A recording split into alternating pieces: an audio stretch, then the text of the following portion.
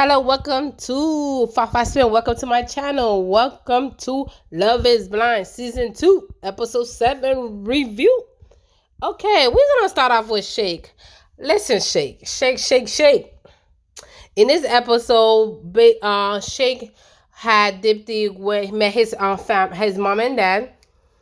Also Dipti went and seen his apartment. Oh, Shake is I forgot what he does, but listen, Shake is has a little dope that we don't know. He drive a Tesla. He lives in this high skyrock apartment. It's very, of course, he's a bachelor, so it's gonna be a man apartment. She loved the apartment. His apartment was very vague. Not, I can't say vague. It was very not really colorful. It was just, hey, basic according to Dipti. She can't wait to add her touch. And then also Shake, Dipti went and met Shake's parents.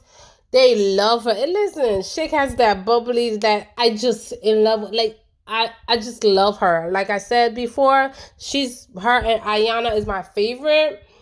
She went and met his parents. They find out that they have a lot in common, and find out the fact that neither of them ever dated only outside their race, mainly white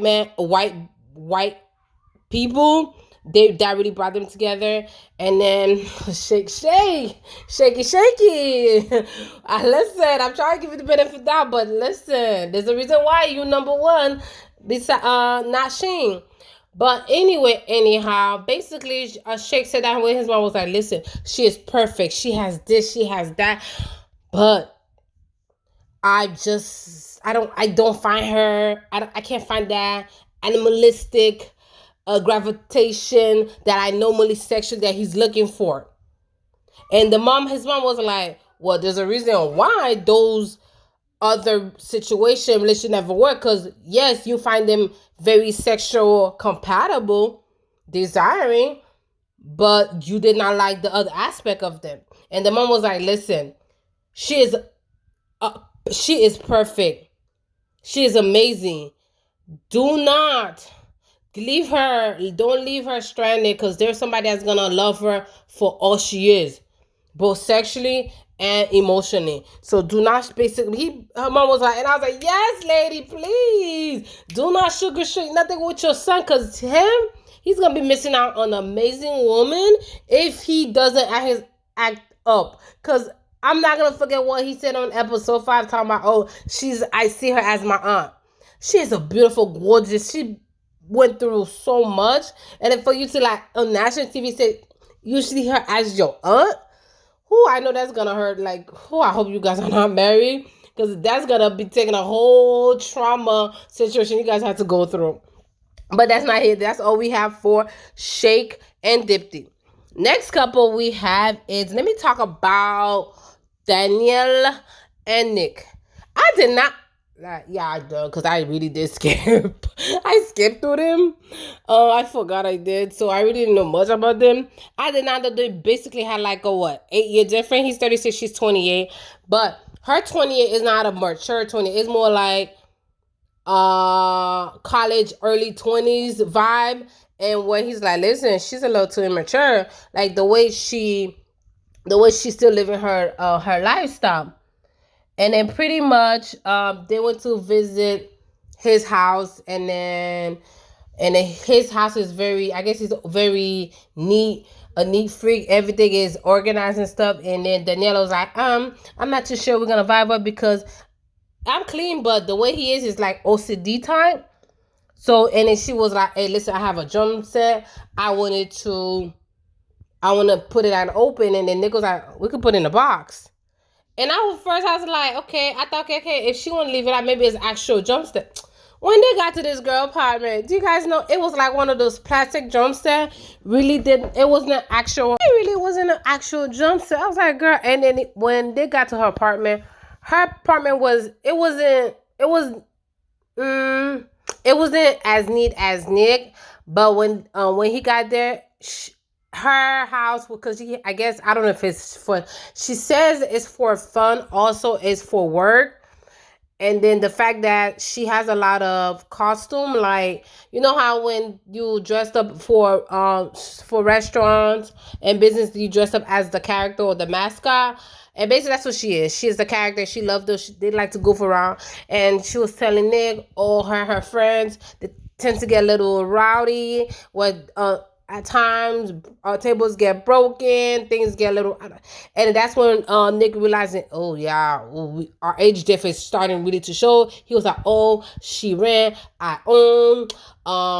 Career wise, I'm more basically, he's saying that, listen, I'm more mature than she is. I thought she was level headed, but it seems like she's more a much immature 28 years old, where she is not ready for that wife, that mature 20 year old that I guess she present herself to be in the pod.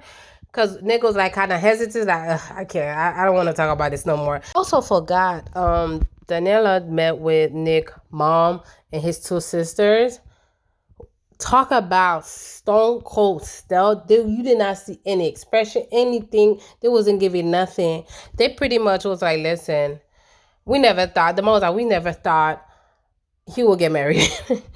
He had long-term relationship. They never thought he will be able to walk down the aisle, especially with the situation with his parents. Also, the most like, listen, he's happy, I'm happy. I think it's kind of too soon, but whatever he wants, it's his decision to make, not her decision to make. And the fact that the welcoming, but Nick did say that he said his family are not as welcoming as the Nella family. So he kind of said it, because the family was not giving anything. I couldn't get nothing. All they was trying to like grill, like, okay, so yeah, you guys talk about all this, but you guys have a age difference. How is that gonna work? And then I really didn't get an answer much. They're like, okay. Next couple we have is Ayanna and Jared. On this episode, Jared brought Ayanna to meet his mom and dad. Ayanna find out that Jared did not tell his parents about the whole experience. So this is pretty much the first time they're pretty much meeting her and not aware of the situation. And then when they first saw her, they was very welcome. It was like, oh my gosh, she's so cute. When they find out about the situation, they was very welcoming. There was like, basically the mom was like, listen, we welcome you to the family. We just hope you guys continue communicating. The mom, the dad will give basically was like, hey, listen, how their relationship started. They basically started them talking, and they hope that they continue. And also the dad asked if he could basically, since his dad is in the ministry, if he can marry them together, because he always wanted to be the one to marry his first child. So the dad is really wanting to do so. And then Ayanna was like, she was very excited how welcoming his family was, but she was kind of hesitant because she's like, listen, her parents, she don't think it's going to be as welcoming as his mom and dad is. Also, in this episode, we saw that, listen, Jared is kind of immature, but we kind of knew that because from the pot, Ayanna was basically saying that she's a homebody. Jared was like, listen, there was a scene where she was just talking, and then he was kind of talking, but he was mainly focused on his video game. And he's like, listen, I'm going out tonight. And then, do you want to come? She's like, no, I'll just stay home and chill, catch up on show and read. We kind of understand she's a homebody, but at the same time, she was kind of hesitant. And then, so Jerry went out with his friends and partied on. She called her friends. And then it made it seem like the fact that she wasn't too sure about the fact that he went out, but he asked you to go out. And you're homebody. Listen, as a homebody person, I already know the drill. Listen, I'm not going to feel offended. Listen, you don't want to go, but I already kind of says that. And that she's kind of not too sure, because on their way to meeting his parents, she did say that, she's still second guessing him being his second pick, because she still feel like a second field. I'm like, girl, you're gonna have to get over that, because if that was a kid, they should never say no. I like you, Ayanna, but if you had that uneasy feeling, why would you say yes to begin with? That was all we saw for Ayanna and Jared. I have Natalie and Shane. Listen, I am the biggest Natalie fan and Shane fan.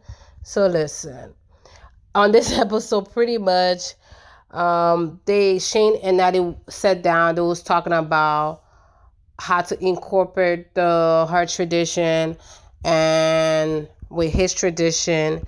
And since his dad passed away like a few months ago, he wanted to basically come to find out her peoples are not much of a drinker, and most of her family are basically lactose intolerant. His people's not, and they like to drink, it seems like.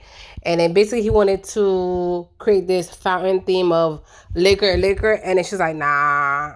And then when she seen that she wasn't out for it, he basically was like, listen, I just want to incorporate my dad into it. And that's when she kind of seemed more open to it. Then the next thing we seen with Shane and Natalie was he was getting ready to meet her mom and dad, and then they was walking towards, I guess, the apartment, and then getting ready to meet her peoples. And basically Shane's nervous. She seems nervous. She seemed bad, crazy nervous, like she is petrified, like she is scared, like she's very close. She didn't tell her mom and dad about the situation.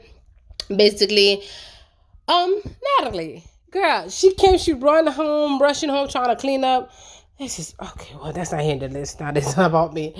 This girl rushing home, and then this girl, she was scattering around trying to prepare the place for her parents. I'm like, didn't you know your parents was coming? She's been clean since this morning or last night. But whatever. This girl literally threw some clothes over the cabinet. I'm like, who does that? Nah, I'm judging. Who does that? You been here, your mom and dad was coming, and now you decided to clean? Okay, but pretty much she told Shane to go to the store, get the food, and get her mom some flowers.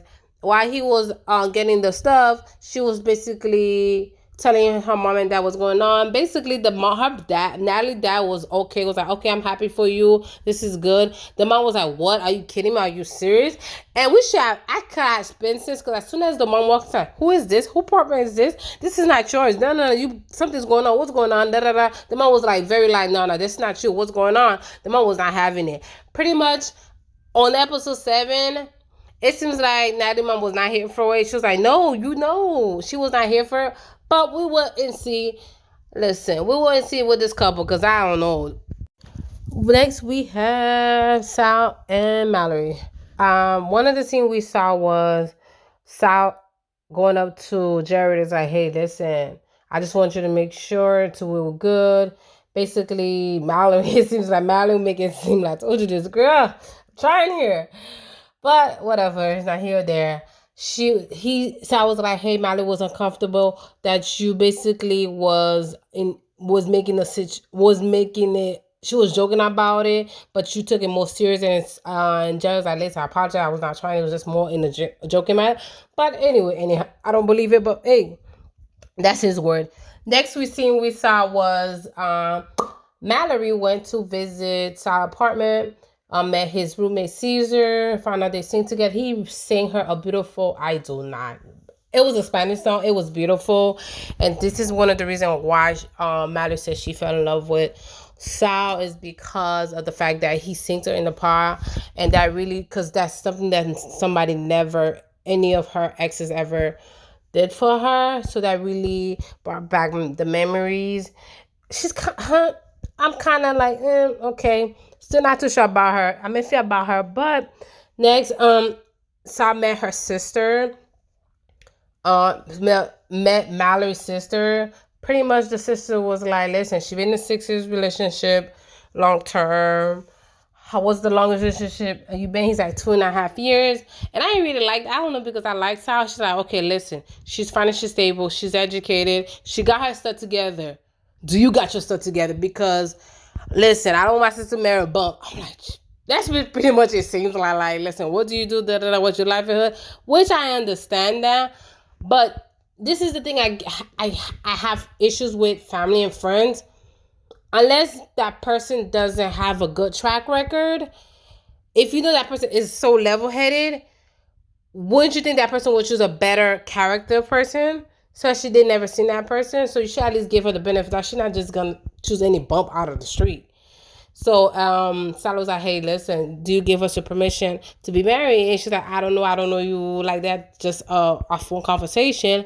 In his confession, Sal was like, listen, I don't need her. We don't need her approval because my mom and dad was married without their parents' approval, and look at it now. So he's like, oh, we got each other back. I'm like, Sal, I feel like you got her back more than she does. This episode, I saw a little glimpse of Mallory kind of wanting to get married. I'm still not sure she's gonna go through it. So it's like my heart's 8 for Sal because I know he wants this. He's ready for this.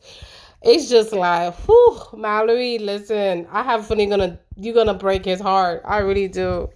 That is all, everyone. Thank you for catching up with Love is Blind, episode 7, guys. See you later. Bye.